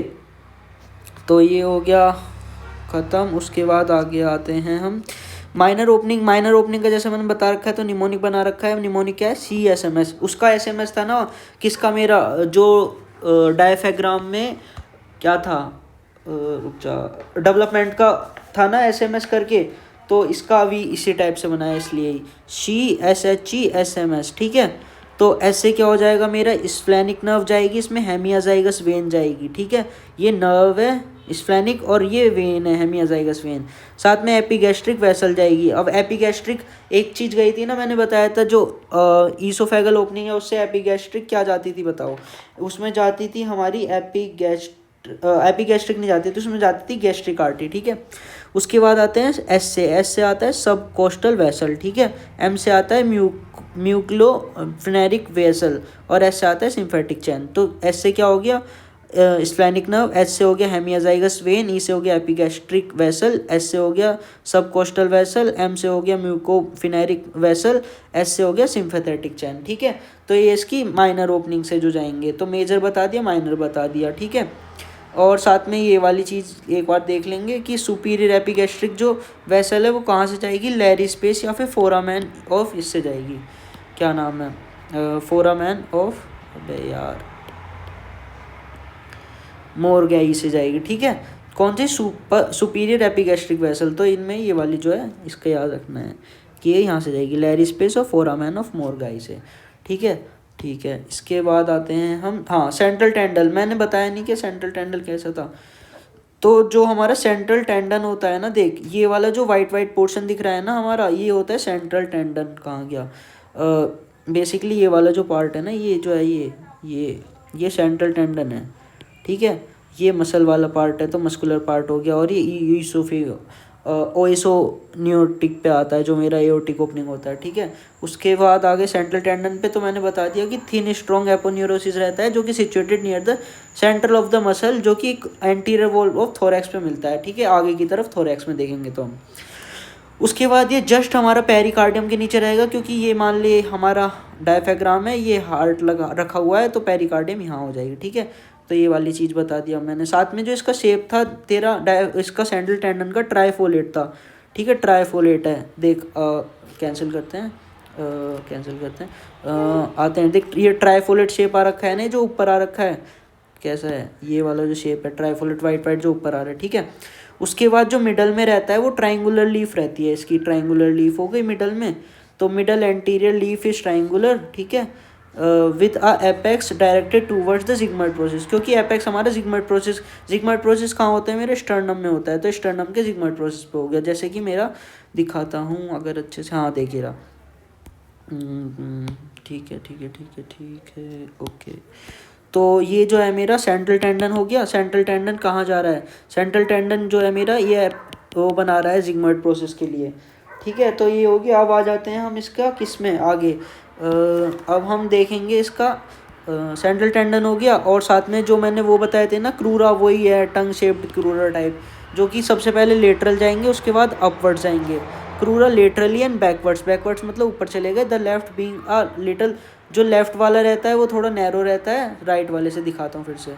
जैसे मेरा ये है, ये कौन सा है, ये मेरा लेफ्ट है, ये राइट है, तो राइट वाला थोड़ा मोटा है, लेफ्ट वाला थोड़ा पतला है। ठीक है, इसके बाद आते हैं रेस्पिरेटरी मूवमेंट्स पे। रेस्पिरेटरी मूवमेंट्स को देखते हैं। तो रेस्पिरेटरी मूवमेंट्स में क्या होता है कि इंस्पायरेशन और एक्सपायरेशन होता है, जिसमें कि हमारा कैपेसिटी ऑफ थोरैक्स अल्टरनेशन रहता है, मतलब वॉल्यूम या तो कम होगा या ज़्यादा हो जाएगा। ठीक है, कम कब होगा, कम होगा मेरा एक्सपायरेशन के टाइम पे, और ज़्यादा कब होगा, जब मेरा इंस्पायरेशन करूँगा। ठीक है, और नेगेटिव प्रेशर मेरा इंस्पायरेशन में रहेगा और पॉजिटिव प्रेशर मेरा एक्सपायरेशन में रहेगा, ये तो सबको पता है। ठीक है, तो increase in the volume of the thorax cavity creates a negative, हाँ वो पता है ना, P is inversely proportional to V, तो पी बढ़ेगा तो वी कम हो जाएगा। ठीक है, तो ये वाली बात है। अब आते हैं थोरैको एब्डोमिनल, ये रहता है फीमेल में। ठीक है, और एब्डोमिनो थोरैसिक ये रहता है अडल्ट में। अब ये क्या होता है, मतलब टाइप ऑफ रेस्पिरेटरी मूवमेंट में क्या बता रखा है, तो जो फीमेल होती है ना उनका थोरैक्स स्ट्रॉन्ग रहता है। ठीक है, और जो मेल रहता है उनका एब्डोमेन स्ट्रॉन्ग रहता है, इसलिए जो मेल रहते हैं ज़्यादातर उनका पेट बाहर निकला रहता है। तो प्राइमरी मूवमेंट तो होता है थोरैक्स का, और सेकेंडरी मूवमेंट होता है फीमेल में एब्डोमेन का। ठीक है, जो भी है स्पेलिंग, सेकेंडरी मूवमेंट होगी, प्राइमरी मूवमेंट होगी, और थोरैक्स का मेल्स में होता है सेकेंडरी मूवमेंट। ठीक है, प्रिंसिपल ऑफ मूवमेंट्स देखते हैं। तो हर जो लीवर रहता है वो रिब जो है वो लीवर की तरह काम करता है। ठीक है, ओके। तो the fulcrum of which lies just lateral to the tubercle due to short segment of vertebral side of the lever, slight movement of at vertebral end causes significant movement at the anterior end. ठीक है, तो कह रहा है अगर मैं पीछे की तरफ थोड़ा मूवमेंट दिखाऊंगा तो एंटीरियर एंड पे भी बहुत अच्छा खासा मूवमेंट दिखेगा, मैग्निफिकेंट दिखेगा। तो ड्यूरिंग द एलिवेशन, जब मेरे रिब्स ऊपर जाते हैं, anterior posterior diameter of the thorax is increase, मतलब आगे और पीछे वाला, जैसे मैं चेस्ट पे हाथ रखूंगा और वर्टिब्रल पे हाथ रखूंगा तो वो वाला जो डायमीटर होता है वो बढ़ जाता है। ठीक है, जब बढ़ जाएगा तो उसको पंप हैंडल मूवमेंट बोलेंगे। अभी बताऊंगा किस तरह से। देखिए यहाँ पे सेकंड एंड सिक्स्थ लिखा है, ये बहुत इंपॉर्टेंट है। क्यों, क्योंकि ये अपर वाला जो रिब रहता है वो तो दिखाता है पंप हैंडल मूवमेंट, और जो लोअर वाला रिब रहता है ना वो कैसे दिखाता है हमारा, वो दिखाता है बकेट हैंडल, BUCKET हैंडल। ठीक है, मूवमेंट। अब देख दिखाता हूँ मैं तेरे को, वीडियो कहाँ गया, इसको ऐसे कर देते हैं, कैंसिल कैंसिल, ओके ठीक है। तो कहाँ गया भाई, ये रहा, ठीक है। तो ये देख, जो मेरे ऊपर वाले रिब्स हैं ना वो कैसे कर रहे हैं, वो मेरे ऊपर जा रहे हैं, और जो मेरे नीचे वाले रिब्स हैं वो थोड़ा बाहर की तरफ जा रहे हैं।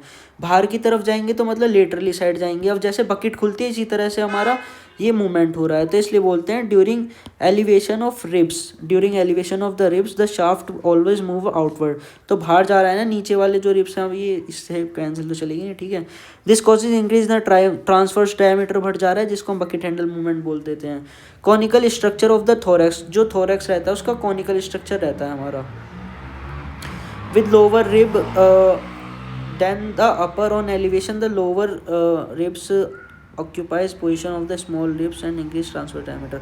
हाँ, तो इसको एक्सप्लेन कर रखा है अच्छी तरह से। उसके बाद क्या होता है, वर्टिकल जो डायमीटर, वर्टिकल मतलब मेरा इस तरह से जो डायमीटर होता है is increased by descent of the diaphragm as it contracts. तो समझ गए होगे, जैसे मेरा डायफ्राम ऐसा हो जाता है ना जब एक्सपायरेशन होता है, तो जब मेरा इंस्पायरेशन होगा तो वो इस तरह से हो जाएगा। ये क्या होता है, डोम शेप होता है और ये नॉर्मल रहता है, ठीक है। तो ऐसे मेरा वर्टिकल डायमीटर बढ़ जाता है, ये वाली बात लिखी हुई है, जो कि मोस्ट रिस्पॉन्सिबल फैक्टर होता है। अब आता है रेस्पिरेटरी मसल्स, तो नॉर्मल है, ये मेरा फिजियोलॉजी में भी आता है। तो क्वाइट इंस्पायरेशन होता है, फोर्स इंस्पायरेशन होता है, इसी तरह से क्वाइट एक्सपायरेशन होता है, फोर्स एक्सपायरेशन होता है, ठीक है। अब देख, दो मसल हैं, एक तो हमें पता है इंटरकोस्टल मसल तो लगेंगी, क्यों, क्योंकि ये रिब्स के लिए रहेंगी। साथ में हमारा डायफ्राम हो गया, तो दो मसल हो गए, डायफ्राम और मेरे इंटरकोस्टल मसल, ये मेरा क्वाइट इंस्पायरेशन कराएंगी। अब जब मेरा एब्डोमेन और साथ में चेस्ट वॉल आ जाएगी ना, तो मेरा फोर्स इंस्पायरेशन होगा। तो डायफ्राम ऐसे का ऐसे ले लिया, इंटरकोस्टल मसल ऐसी की ऐसी ले ली, साथ में मेरा क्या हो जाएगा, स्टर्नोक्लीडोमास्टोइड मसल हो जाएगी, जो कि मेरे पेट पे आ जाती है। सीरेटस एंटीरियर, जो कि लेटरल साइड ऑफ रिब्स के पास रहती है ना। माइनर मेजर हो जाएगी, पेक्टिनियस माइनर मेजर, बस ये याद कर लेते हैं। क्वाइट एक्सपायरेशन, देख इंस्पायरेशन जो रहता है वो मेरा एक्टिव प्रोसेस रहता है, ठीक है, चाहे क्वाइट हो चाहे फोर्स्ड हो। बट जो क्वाइट एक्सपायरेशन है वो तो मेरा पैसिव प्रोसेस है, और जो मेरा फोर्सफुल एक्सपायरेशन है वो मेरा कैसा है, वो भी एक्टिव प्रोसेस है, ठीक है। क्वाइट एक्सपायरेशन में भी मेरे दो ही मसल लगेंगे, क्योंकि इंस्पायरेशन जब तूने डायफ्राम और इंटरकोस्टल मसल से कराया तो क्वाइट एक्सपायरेशन में वही लगेंगे। तो पैसिव प्रोसेस हो गया, जिसमें क्या होता है, ये सब होता है bye elastic recoil of the pulmonary and thoracic wall.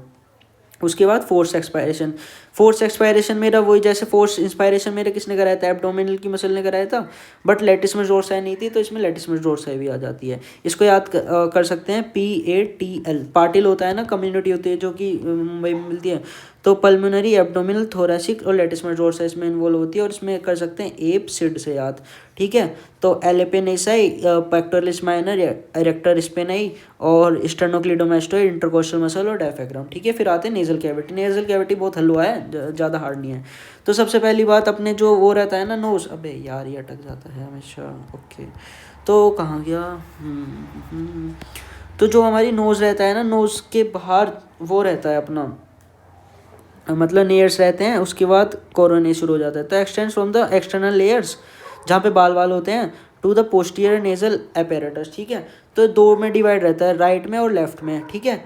Nasal septum, तो ये इसका वो है कि नेज़ल सेप्टम कितना बड़ा रहता है, तो 5 से 7 सेंटीमीटर की लेंथ होगी, और हाइट होगी 5 सेंटीमीटर की, और जो विड्थ है वो हो जाएगी हमारी 1.5 सेंटीमीटर की। उसके बाद क्या लिखा है नेज़ल सेप्टम में, कि मीडियन मतलब बीच में मिलेगा, है ना, ओस्टियो कार्टिलेजियस, क्योंकि जब तुम देखते होगे कि जो हमारे स्केलेटन रहता है उसकी नाक पूरी नहीं रहती है, क्यों, क्योंकि कार्टिलेज वाला हिस्सा गायब हो जाता है और बोन्स वाला ही रह जाता है। Between the two halves of the nasal cavity, तो नेजल कैविटी कितनी अपनी मतलब को बांट देता है, नेजल सेप्टम बांट दिया नेजल कैविटी को। It is covered by mucous membrane से कवर्ड रहता है, जिससे कि पार्टिकल्स आए तो उस पर चिपक जाएं और दिक्कत ना दें, and forms the medial wall of the both of the halves of the nasal cavity. तो ये हमारी हो गई नेजल सेप्टम, ये हो गई हमारी नोज, ठीक है। ये मीडियल, ये लेटरल वॉल हो गई, और ये वाली हो गई मेरे मीडियल वॉल, ठीक है, ठीक है।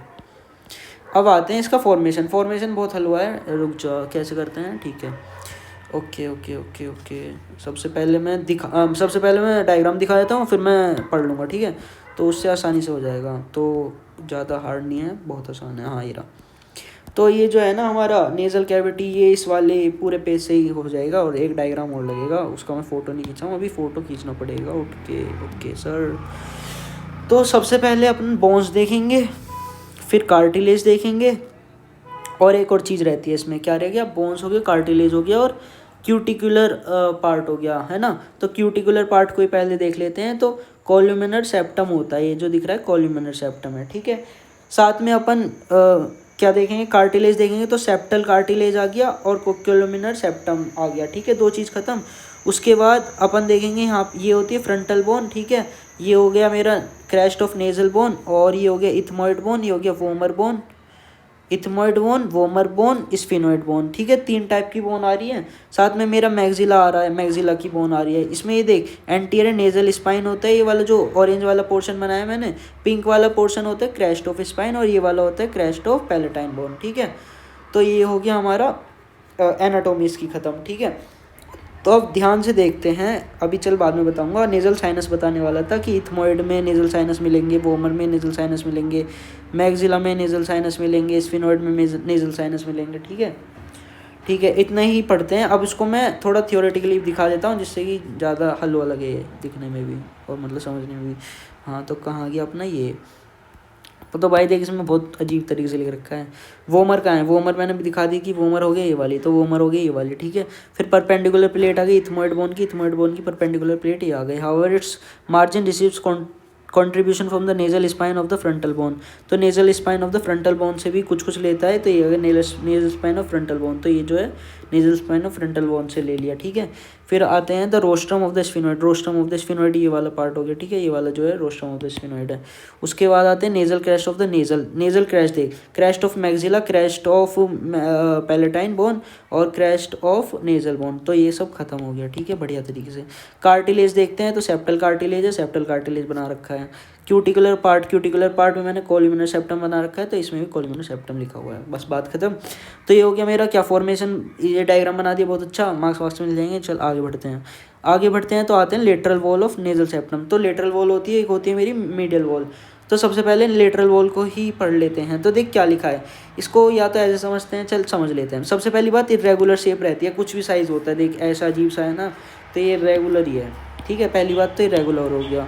Self like bone projection called concha, अच्छा कौनचा प्रेजेंट रहता है, देख क्या होता है कौनचा, मतलब उभार हो गया, ठीक है। अगर फील करेगा तो खुदरा खुदरा दिखेगा। एक कौनचा होता है, कौनचा के नीचे होता है मिएटस, मिएटस मतलब कैनाल टाइप, कैनाल मतलब, ठीक है, कैनाल तो पता ही होगा, और कौनचा भी पता होगा कि कौनचा हो गया मेरा उभार, और उसके अंदर की तरफ एक नदी से जा रही है, जिसको मतलब ऐसे मान ले कि ये पहाड़ है और नीचे नदी जा रही है, तो ये पहाड़ को तो मैं कौनचा बोल दिया, नीचे जो प्लेन एरिया या फिर नदी वदी है उसको मैं वो बोल देता हूँ, ठीक है।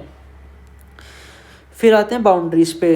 तो देख बाउंड्रीज बताता हूँ किस तरह से होता है। ऑर्बिट रहता है ऊपर, मेडुलरी साइनस बिलो, और लैक्राइमल ग्रूव और नेजो लैक्राइमल कैनाल फ्रंट में रहता है, ठीक है। तो ये क्या बता रहा हूँ मैं, lateral wall of nasal cavity बता रहा हूँ, ठीक है। तो इसको भी कैंसिल कर देते हैं। अच्छा, अब मैं और तरीके से बताऊँ क्या इसको, चल इसको मैं 1 मिनट। तो देख मेरे को बताना था बाउंड्रीज क्या होती हैं लेटरल वॉल की, जो कि सेपरेट करती है इसको नोज से, ठीक है। तो क्या होता है, ऑर्बिट ऊपर आ जाएगा, मान ले ऑर्बिट मेरा इस, अबे यार जल्दी से पेंसिल, ओके। तो मेरा ऑर्बिट ऊपर आ जाएगा, यहाँ पे मान ले मेरा ऑर्बिट आ गया, यहाँ पे आ गया मेरा मैक्सिलरी साइनस, और यहाँ आ गया नेजो लैक्राइमल डक्ट। तो नेजो लैक्राइमल डक्ट हो गई मेरी, साथ में मैक्सिलरी साइनस आ गया, और साथ में ऑर्बिट आ गया। तो ये मैंने बता दिया सब जो था इसमें।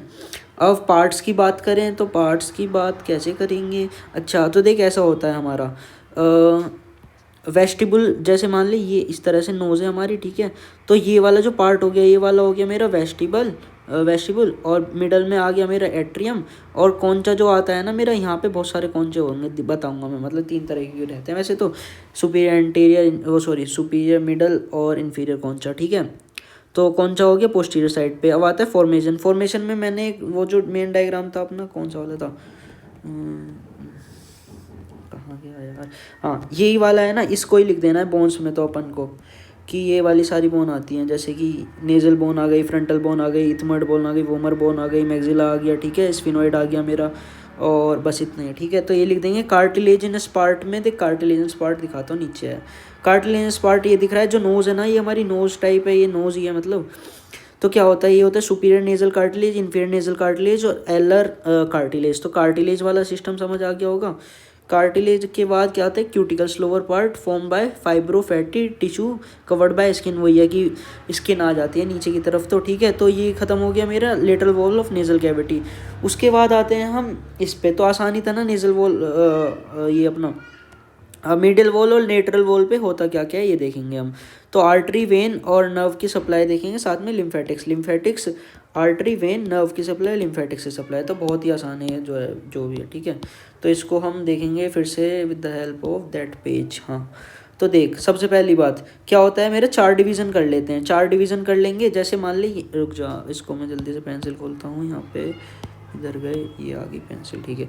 मान ले इस तरह से डिवाइड कर देता हूँ। तो ये क्या हो जाता है, ये हो जाता है एंटीरियर सुपीरियर, ये हो जाता है मेरा पोस्टीरियर सुपीरियर, ये होता है पोस्टीरियर इन्फीरियर, और ये वाला हो जाता है मेरा एंटीरियर इन्फीरियर, ठीक है। तो ये वाली चीज़ हो गई।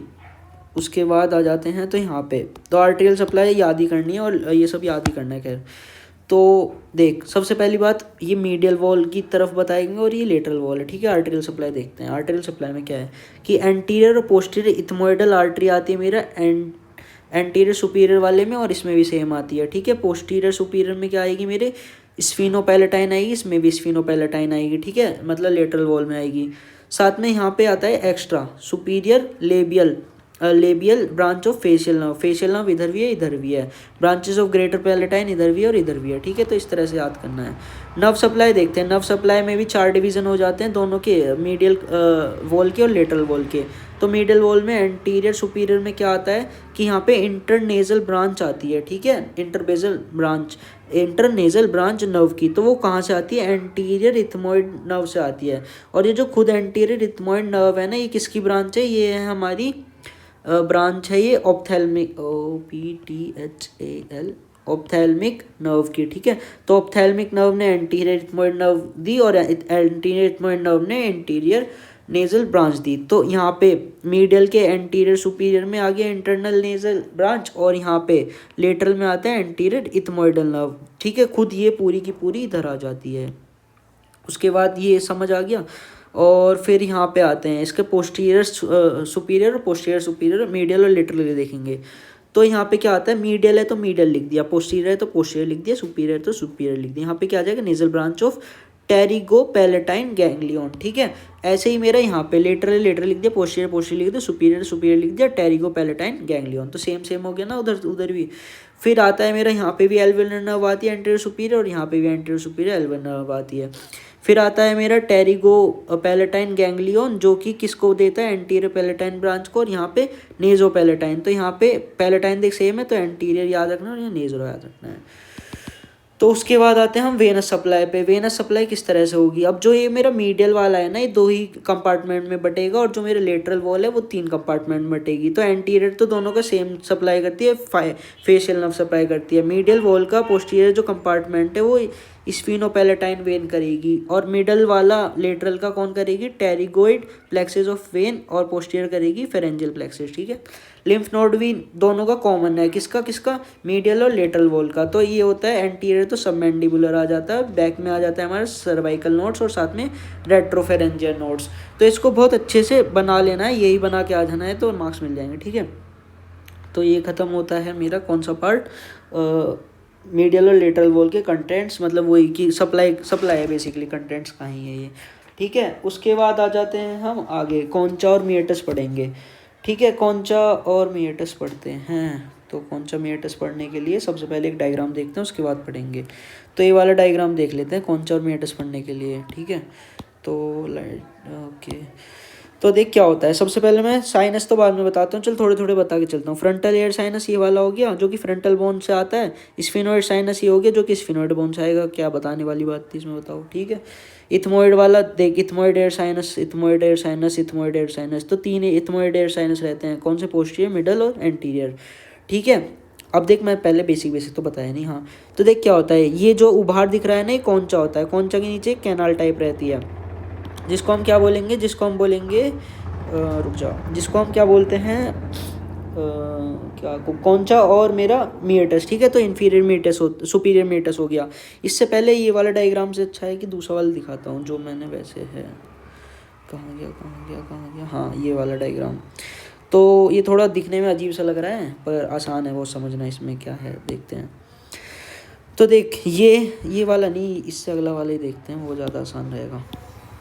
हाँ तो ये जो उभार दिख रहा है ना हमें, ये है मेरा, ये जो दिख रहा है ये पूरा, ठीक है। ये क्या होता है, ये होता है मेरा सुपीरियर कॉन्चा, ठीक है। सुपीरियर कॉन्चा के नीचे आ गए मेरे क्या आ गए, सुपीरियर मीएटस, ठीक है। ठीक है, उसके बाद आती है मेरा ये आ गया मेरा कौन सा कॉन्चा होता है, मिडल कॉन्चा, और मिडल कॉन्चा के नीचे आती है मिडल मीएटस, ठीक है। तो ये हो गए मेरे मिडल मीएटस, जो ये जा रही है ऐसे। मिडल मीएटस में ही मेरा हिएटस सेमिनुलरिस होता है, और हिएटस सेमिनुलरिस आगे बन के क्या बनाती है, इनफंडिबुलम बना देती है। उसके बाद ये जो पार्ट दिख रहा है ये जो होता है मेरा ये होता है मेरा इन्फीरियर कॉन्चा, और इन्फीरियर कॉन्चा के नीचे क्या जाता है मेरा, इन्फीरियर मीएटस जाता है, ठीक है। तो ये वाली चीज़ हो गई जो मैं बता रहा था, माउंटेन और वो रिवर टाइप, ठीक है। तो ये हो गया ख़त्म। उसके बाद देखते हैं थोड़ा सा, इसी में ही देख लेते हैं पहले हम। तो मैं बताया सबसे पहली बात ये क्या होता है, सुपीरियर कॉन्चा होता है, सुपीरियर कॉन्चा, ठीक है। तो सुपीरियर कॉन्चा के नीचे क्या आ गया मेरा, सुपीरियर मीएटस आ गया। सुपीरियर मीएटस में देख क्या क्या होगा, तो अभी दिखाते हैं सुपीरियर मीएटस, चल इसमें नहीं दिखाते, अब उसमें दिखाते हैं। तो इतना तो समझ आ गया होगा सबको कि क्या क्या चल रहा है यहाँ पे। अब यहाँ देखते हैं, ठीक है। तो सुपीरियर कॉन्चा, उसके नीचे आता है मेरा सुपीरियर मीएटस। सुपीरियर मीएटस में एक ओपनिंग होती है पोस्टीरियर इथमोइडल एयर साइनस की। उसके बाद मिडल कॉन्चा, मिडल कॉन्चा के नीचे ओपनिंग, मिडल कॉन्चा के नीचे आ गया मिडल मीएटस, जिसमें एक ओपनिंग होती है मिडल इथमोइड एयर साइनस की, ठीक है। मिडल वाला मिडल से याद रख लो, ओके। फिर आता है हिएटस सेमिल्यूनरिस। ये जो है पूरा स्ट्रक्चर हिएटस सेमिल्यूनरिस है, जो आगे बन के मेरे इनफंडिबुलम में कंटिन्यू हो जाता है। तो पहले देखते हैं opening of frontal air sinus. Frontal bone का एयर साइनस ना, ये वाला जो ओपन होता है, ये कहाँ पे ओपन होता है, ये ओपन होता है मेरा इसमें, यहाँ पे। तो opening of the frontal air sinus in the infundibulum, वो भी मिडल इसमें मीएटस में, ठीक है। उसके बाद आता है मेरा फोर्थ वाला आ गया मेरा क्या, एंटीरियर इथमोइड एयर साइनस। और जो थर्ड वाला है वो है मेरा मैक्सिलरी का एयर साइनस, ठीक है। मैं बताया था ना, मैक्सिला का एयर साइनस रहता है, इथमोइड का एयर साइनस रहता है। एयर साइनस मतलब क्या होते हैं, जो हमारे बोन में गैप रह जाते हैं, जब हम बड़े होते हैं तो बोन में गैप रह जाते हैं, जिससे की वजह से हमारा स्कल हल्का बनता है। फ्रंटल बोन का एयर साइनस होता है, स्फिनोइड बोन का एयर साइनस होता है, इतने एयर साइनस होते हैं, ठीक है। साथ में नेजोलैक्राइमल डक्ट आ जाएगी मेरा इन्फीरियर मीएटस से, ठीक है। ये वाली चीज़ हो गई। और क्या रह गया बताना, हाँ मैं बताया था ना कि वेस्टिबुलर आगे वाला पार्ट होता है और एट्रियम बीच वाला पार्ट होता है। उसके बाद हमारे यहाँ पे देख कौन सा आ रखे हैं बहुत सारे, ठीक है। तो ये वाली चीज़ हो गई, ओके। अब आते हैं टेक्स्ट पे क्या लिखा है, इससे करके पढ़ें क्या टेक्स्ट को मज़े से। कौन सा, हाँ ओके, ये मिडिल वॉल का।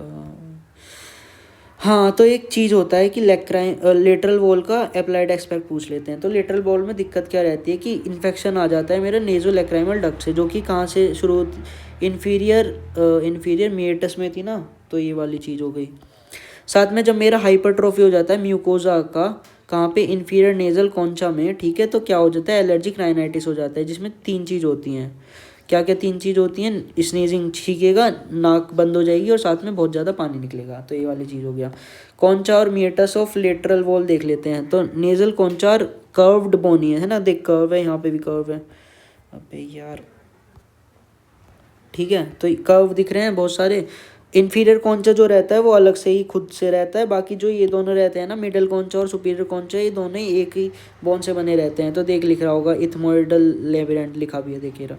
तो projection from the middle surface, ये मिडल सरफेस से रहता है, और ये भी मिडल सरफेस से रहता है, ठीक है। तो ऊपर वाला दिख भी रहा है कि बहुत छोटा कॉन्चा है, और नीचे वाला कितना बड़ा है, तो ये इंडिपेंडेंट बोन से, ये दोनों ही मेरा इथमोइडल उससे बनते हैं, इथमोइडल लेबिरेंट से बनते हैं, ठीक है। उसके बाद आ जाते हैं मीएटस में बता दिया ना, जो उसके नीचे हमारा कैनाल टाइप से जा रही है। तो तब passes beneath the overhanging concha communicating freely with the nasal cavity proper, ठीक है। तो 3 टाइप होते हैं मीएटस। इन्फीरियर देखो, इन्फीरियर नीचे आ जाएगा, उसके ऊपर आ जाएगा मेरा मिडल, उसके ऊपर जाएगा सुपीरियर कॉन्चा इसमें, ठीक है। तो ये वाला एक जाएगी, तो ये हो जाएगी मेरा सुपीरियर मीएटस, ये हो जाएगा मिडल मीएटस, ये हो जाएगा मेरा इन्फीरियर मीएटस।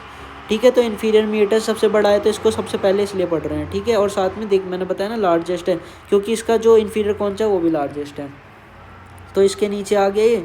फिर नेजोलैक्राइमल डक्ट ओपन होती है, जैसे मैं दिखा रखा हूँ, फिफ्थ वाला जो है नेजोलैक्राइमल डक्ट है। ठीक है, अब ये देख इस तरह से रहता है, कैसे कि एंटीरियर आगे की तरफ 1/3 हटा दूँ और बैक की तरफ 2/3 हटा दूँ, तो बीच में आता है ये। ठीक है, जहाँ से ये निकलती है। तो इसको जो गार्ड करता है वो कौन करता है, हेजनर्स वॉल्व गार्ड करता है। फिर आते हैं मिडल मीएटस। मिडल मीएटस मिडल कॉन्चा से के नीचे आ जाएगा मेरा। इसमें देख क्या होता है, इथमोइडल बुल्ला होता है, हिएटस सेमिनुलरिस और इन्फंडिबुलम। ये तो तेरे को समझ आएगा, हिएटस सेमिनुलरिस और इन्फंडिबुलम, क्योंकि देखिए ये जो डक्ट सी बनने की है ये हिएटस सेमिनुलरिस है, और जो बाहर वाला निकल रहा है ये इन्फंडिबुलम में कंटेन हो रहा है जाके। ठीक है, तो अभी मैं तेरे को ये बताता हूँ कि ये बुल्ला क्या होता है। ठीक है, तो कैंसिल करते हैं और आते हैं यहाँ पे। तो क्या बताना था मेरे को बताना था इथमोइडल बुल्ला। ठीक है, तो इसमें ये वाला जो पार्ट दिख रहा है ना, इसमें जो ब्लैक वाला मैंने लाइन बना रखा है ये इथमोइडल बुल्ला है। ये अबे यार ढंग का ले ले, ये वाला जो है इथमोइडल बुल्ला है। ठीक है, ओके, तो उसके नीचे ही आता है ना ये, तो ethmoidal bulla it is rounded elevation projected by underlying middle ethmoidal sinus. इसमें देख ये रहा मिडल इथमोइडल साइन, वो मैक्सिलरी साइनस है, तो मिडल इथमोइडल साइनस, हाँ मिडल इथमोइडल साइनस है।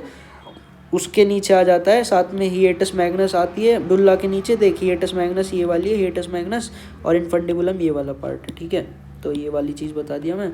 ओपनिंग ओके, ओपनिंग उसी में ही अच्छे से दे रखी है, आसानी समझ आ जाएंगे मतलब। तो frontal air sinus opens in the anterior part of the hiatus semilunaris. ये तो बता दिया कि यहाँ पे जो है मेरा फ्रंटल एयर साइनस ओपन हो जाएगा। ठीक है, उसके बाद क्या होता है, मैक्सिलरी एयर साइनस मेरा पोस्टीरियर ओपन होगा। देख यहाँ पे मैक्सिलरी एयर साइनस मेरा पीछे की तरफ ओपन हो रहा है ना, इसमें हिएटस सेमिनुलरिस में।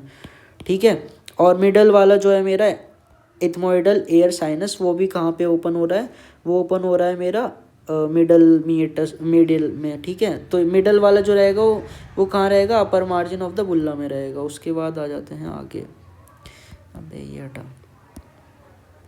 सुपीरियर वाला सबसे छोटा रहेगा, कौनचा भी और तेरा मीएटस भी। ठीक है, तो क्या होता है कि इसके नीचे आ जाएगा, शॉर्टेस्ट शैलो रहेगा। इसमें मेरा क्या आएगा, इसमें आ जाता है मेरा पोस्टीरियर इथमोइडल एयर साइनस। देख ये रहा पोस्टीरियर इथमोइडल एयर साइनस। ठीक है, तो opening of the posterior ethmoidal air sinus हो गया। फिर ये आ जाता है स्फीनो इथमोइडल रेसिस। ठीक है, जो कि ज़्यादा इंपॉर्टेंट नहीं है, छोड़ देते हैं। अब आ जाता है हमारा पैरानेजल एयर साइनस। तो पैरानेजल एयर साइनस बताता हूँ मैं। ओके, इसको कैंसिल करते हैं, पैरानेजल एयर साइनस की बात करनी है। हाँ, तो जैसे मैं बताया था हम बड़े होते हैं ना, तो क्या होता है, जैसे 0 से 7 ईयर्स में हमारा परमानेंट क्या क्या लिखा है इसमें, हाँ तो एयर स्पेस बन जाते हैं कुछ बोन्स में, जो कि नेजल कैविटीज़ के आसपास रहता है। तो रूडिमेंट्री या अब्सेंट होते हैं बर्थ में, बट जब हम बड़े होते हैं तो बन जाते हैं हमारे एयर साइनस। ठीक है, एयर साइनस बन गए। तो ये स्कल को हल्का बनाएंगे, रेजोनेंस रखेंगे वॉइस में। ठीक है, साथ में अब आते हैं, जैसे मैं बताया था कि कौन कौन सी बोन में हमारा ये रहेगा एयर साइनस, तो frontal bone, maxillary bone, sphenoid bone, ethmoidal sinus, ethmoidal bone. ठीक है, तो बोन वाला सिस्टम था ना, तो बोन वाला सिस्टम यहाँ पे था। तो देखिए जो मेन बोन थी, बस एक बोन को ही छोड़ के, बाकी वोमर बोन को छोड़ के सभी जो है अपना एयर साइनस देते हैं। जैसे इथमोइडल बोन हो गई, फ्रंटल बोन हो गई, ठीक है, साथ में मेरा स्फिनोइड बोन हो गई और मेरा मैक्सिला हो गया। तो ये सब ने क्या दे दिया, अपने साइनस दे दिया। फ्रंटल बोन का फ्रंटल मतलब frontal air sinus frontal bone से आएगा, मैक्सिला का मैक्सिला से आएगा, स्फिनोइड का स्फिनोइड से आएगा, इथमोइड खुद इथमोइड के लेबिरिंथ से आ जाएगा। ठीक है, अब मैं बताया था एंटीरियर वाला हिएटस में खुलता है, मिडल वाला जो रहता है मेरा क्या एयर साइनस जो है, देख दिखाता हूँ। मिडल वाला इथमोइडल का एयर साइनस कहाँ खुल रहा था मेरा, मिडल वाला इथमोइडल का एयर साइनस खुल रहा, रुक जा ओके।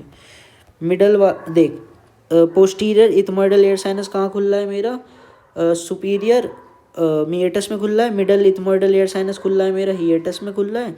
ठीक है, और एंटीरियर इथमोइडल एयर साइनस भी मेरा उसमें खुल रहा है, हिएटस में खुल रहा है। ठीक है, तो ये वाली चीज़ मैंने सारी बता दी।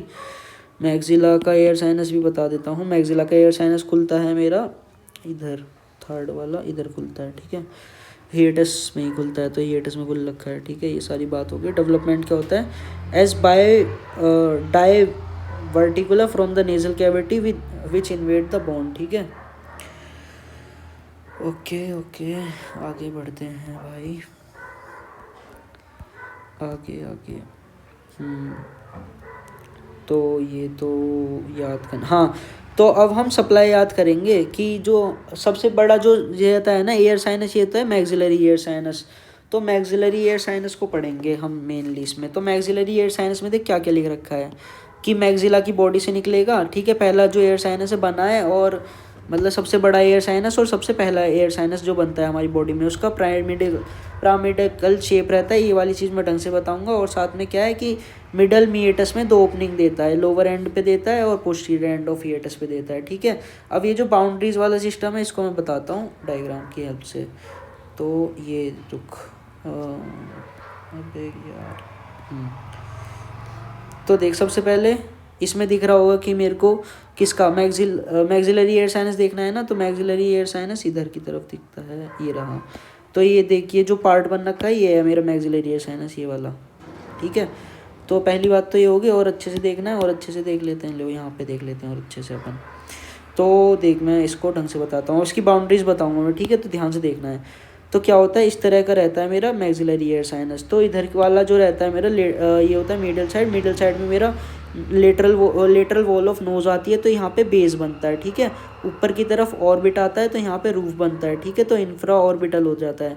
इधर की तरफ मेरा जाइगोमेटिक प्रोसेस आ जाता है, तो इधर एपेक्स बनता है। देख एपेक्स दिख फिर होगा इस तरह से, एपेक्स, ठीक है। साथ में यहाँ पे क्या बनता है, यहाँ पे मेरा बन जाता है फ्लोर बन जाता है, जो कि एल्वुलर मेम्ब्रेन वाला रहता है। तो मैक्सिलरी एयर साइनस समझ आ गया होगा। तो इसको यहाँ से पढ़ लेते हैं। तो क्या होता है, इंफ्रा ऑर्बिटल नर्व इधर की तरफ आएगी, क्योंकि ऑर्बिट यहाँ पे है तो इधर आएगी, तो ये रूफ बना देगी, ठीक है। फ्लोर क्या होता है मेरा मैक्सिला बनाता है, मैक्सिला से ही दांत निकलता है, ठीक है। ये वाला सीन हो गया। एपेक्स देख लेते हैं। एपेक्स इधर की तरफ होता है, जो कि मेरा क्या बनाता है, जाइगोमेटिक प्रोसेस ऑफ मैक्सिला रहता है। बेस की बात करते हैं। बेस कहाँ गया मेरा, लेटरल वॉल ऑफ नोज बना देगा। तो ये वाला इस तरह से दिखेगा, बट तुम डायग्राम मतलब स्कूल वाली सिस्टम में अपना ये बना देंगे सिंपल सा, कि ऑर्बिट यहाँ पे फ्लोर ऑफ द ऑर्बिट आएगा, और ऑर्बिटल नर्व आ जाएगी। कौन सी ऑर्बिटल नर्व आएगी, इंफ्रा ऑर्बिटल नर्व आ जाएगी। साथ में एपेक्स जो है मेरा जिग्मोटिक प्रोसेस ऑफ मैक्सिला आएगा, नीचे फ्लोर हो जाएगा, जो कि टीथ आते हैं यहाँ पे। और बेस मेरा लेटरल वॉल ऑफ नोज पे रहेगा, ठीक है। तो ये मैंने बता दिया सारा क्या बोलते हैं इसको, मैक्सिलरी एयर साइनस, ठीक है। हाँ, इसका अब जो मैं बताने वाला था, क्या बताने वाला था, इसका बताएंगे कि arterial supply, venous supply, lymphatic drainage और नर्व सप्लाई जो है कैसे याद करेंगे। तो जीएफ जो है वो फ्रूट प्रिंसेस है, जिसके पास क्या है, हैव पाम, ठीक है। उसका जो पाम है उसमें सुपर एटीट्यूड है, बहुत ज़्यादा एटीट्यूड रहता है। तो जी से आ जाएगा ग्रेटर पैलेटाइन आर्टरी, एफ से आ जाएगा फेशियल आर्टरी। तो ये तो आर्टेरियल सप्लाई होगा। तो जी एफ क्या बताता है, जी एफ बताती है आर्टेरियल सप्लाई को, ठीक है। तो आर्टीरियल सप्लाई।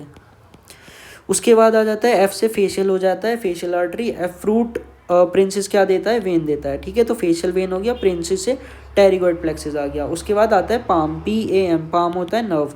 तो पोस्टीरियर सुपीरियर एल्वुलर ब्रांच और एंटीरियर और middle superior alveolar branch. Superior alveolar branch के लिए हमने क्या रखा है, सुपर एटीट्यूड। बाकी P से पोस्टीरियर, A से एंटीरियर, M से मिडल।